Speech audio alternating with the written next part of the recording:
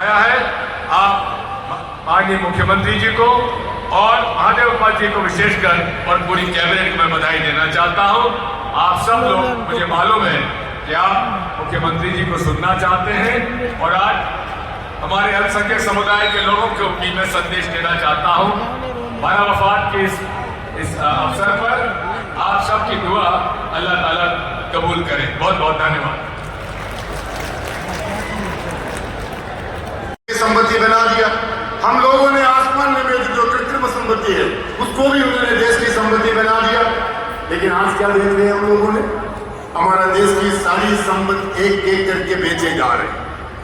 हमारा रेलवे बेच दिया, एयर इंडिया बेच दिया, हमारा कोयला खदान पूरा बेच दिया और हमारा ISRO भी प्राइवेटाइज कर दिया। अगर देश की संपत्ति पूरा प्राइवेटाइज करेगा तो ये सोशलिज्म शब्द का क्या मतलब है? अगर ये सोशलिज्म शब्द जो अगर हमको रक्षा करना है तो ये संविधान को रक्षा करना जरूरी है। इसलिए आज का ये सम्मेलन का इसी प्रकार का महत्व और बढ़ गया। तीसरा है, इंडिया एक डेमोक्रेटिक कंट्री है। मेरे से पहले कितना भी वक्ताओं ने जो बात रखा तो किस प्रकार की डेमोक्रेसी चल रही है। आपने देखा होगा हमारा पार्लियामेंट में विगत सेशन के अंदर 14 मिनट में 11 कानून तैयार हो गया। 14 मिनट में 11 laws have been passed in the parliament within 14 minutes। एक डोसा बनाने के लिए कम से कम 3 मिनट टाइम लगता है। आटा डालना है, उसको उबालना है, उसके बाद उसको दोबारा उस साइड में डालना, मिलाकर के 3-4 मिनट तो लगेगा। 14 मिनट में 11 कानून तैयार हो जा रहे।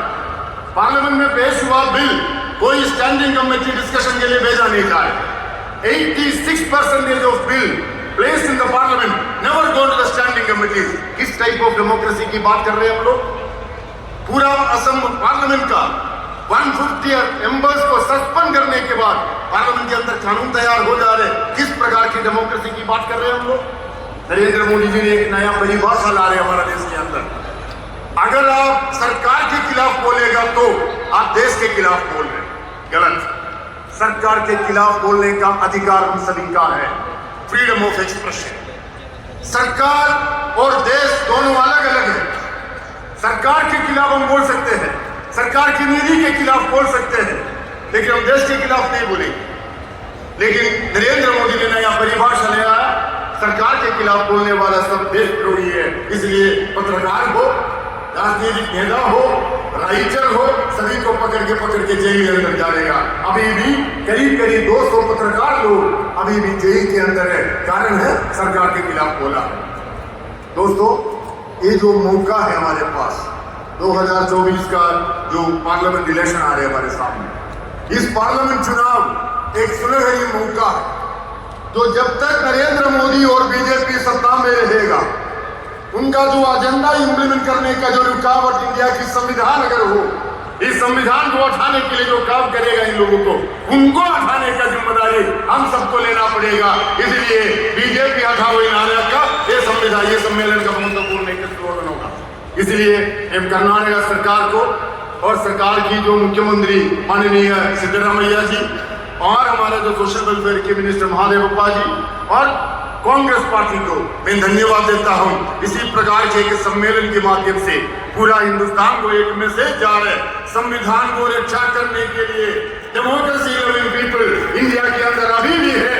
इसलिए इस चुनाव में, आने वाले चुनाव में Indian national development inclusive alliance India alliance को जिताने के लिए हम सब एक साथ मिलकर के काम करना है। ये संदेश के साथ मेरा बात खत्म करता हूँ। जय हिंद।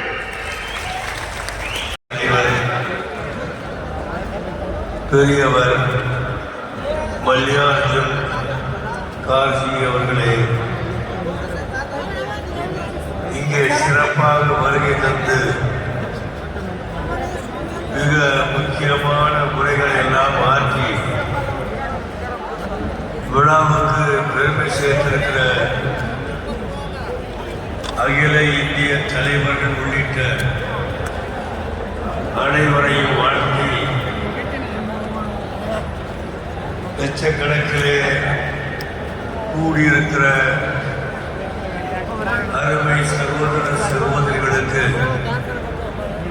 வாழ்த்துக்களை கூறி இந்தியாவுடைய அரசியல் சாசனம் நமக்கு வழங்கப்பட்டிருக்கிறது. அந்த சாசனத்தை இந்திய மக்களாகிய நாம் ஒரு கையிலே ஏந்துவதோடு அது குறித்துக் கொண்டிருக்கிற அத்தனை கொள்கைகளையும் மறுகையிலே ஏந்திக் கொண்டு நடக்கிற காலம்தான் இந்தியாவுக்கு பொற்காலமாக இருக்கும். இந்திய Muslim League Thank you so much.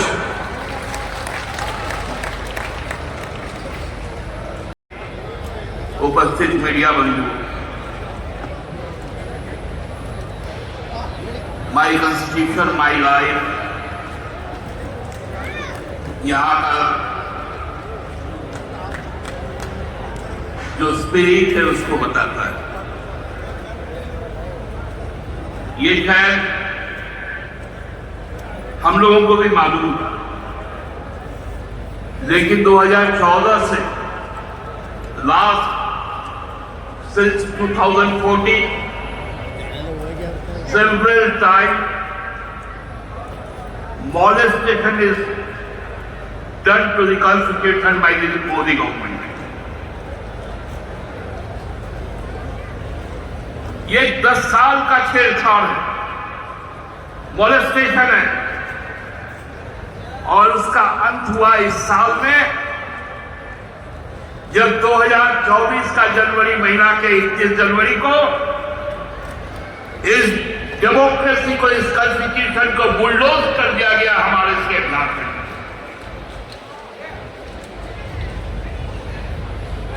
कहां है लिबर्टी, कहां है इक्विटी, कहां है फर्टिलिटी, कहां है जस्टिस? एक सर्विस चीफ मिनिस्टर को एक सेंट्रल एजेंसी जाता है, उसके घर में जाकर कहता है कि हम आपको अरेस्ट कर रहे हैं। 2 दिन पहले उसको बिना बताकर उसके घर के दिल्ली रेजिडेंस में घुस जाता है। राजभवन के अंदर से सेंट्रल एजेंसी घुसकर उसको अरेस्ट कर लेता है। ये बुलडोज था संविधान का, इसलिए जरूरत है आज कि इस देश को यदि बचाना है तो इस संविधान को बचाना है। आदरणीय अध्यक्ष जी और माननीय मुख्यमंत्री जी, मैं तो कहता हूं कि इसमें माई कॉन्स्टिट्यूशन माई लाइफ के साथ 2 शब्द और जोड़ दीजिए, माई कॉन्स्टिट्यूशन माई लाइफ, मेरा संविधान मेरा जीवन, मेरा संविधान मेरा जीवन, मेरी पहचान मेरा स्वाभिमान। My constitution my life, my identity and my dignity. और ये संविधान में बचेगा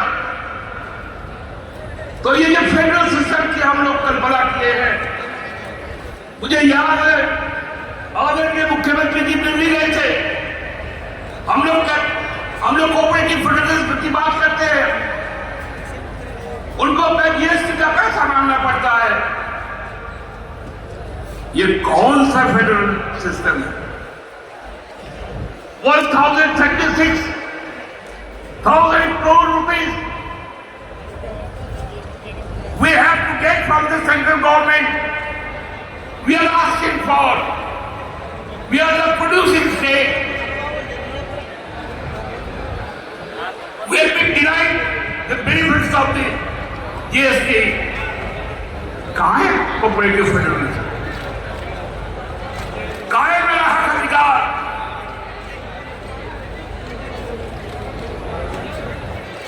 कहाँ है शेड्यूल्ड एरिया है? पैसा कहाँ है?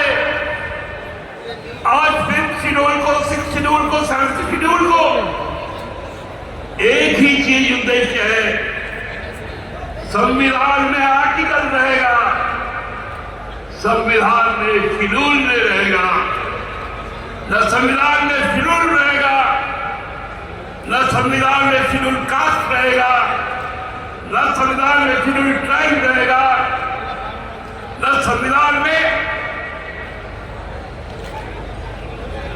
आर्टिकल 25 रहेगा। आर्टिकल 40 से संकीर्ण खत्म कर दो।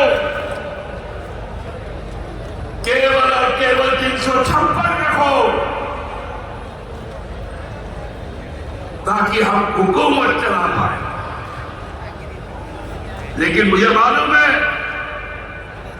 यह देश वाल्मीकि का देश है, तैयार का देश है। यह देश बाबा साहेब का देश है, बिरसा भगवान का देश है, सिंधु कानू का देश है, महात्मा गांधी का देश है, कबीर का देश है, बुद्ध का देश है। इसलिए देश इस नापाक मंसूबे को नेस्तनाबूद करेगा और अपना संविधान भी नहीं बचाएगा। अपने संविधान को सर्वोच्चता में लेकर जाएगा, यही कामना है। बहुत बहुत शुभकामना। एक बार पुनः धन्यवाद। हम पे तो जो अत्याचार होना था हो गया, लेकिन माननीय मुख्यमंत्री जी आपका यह प्रयास अब शायद एक संकेत देगा राष्ट्रीय स्तर पर कि छेड़छाड़ मत करो संविधान से। हम तो छोटा स्टेट से चल गया, इस बड़े स्टेटों को बर्बाद मत करो। बहुत बहुत धन्यवाद। आया है आप माननीय मुख्यमंत्री जी को और महादेव पाल जी को विशेषकर और पूरी कैबिनेट को मैं बधाई देना चाहता हूं। आप सब लोग, मुझे मालूम है कि आप मुख्यमंत्री जी को सुनना चाहते हैं और आज हमारे अल्पसंख्यक समुदाय के लोगों को भी मैं संदेश देना चाहता हूं। बारा वफात के इस अवसर पर आप सबकी दुआ अल्लाह ताला कबूल करें। बहुत बहुत धन्यवाद।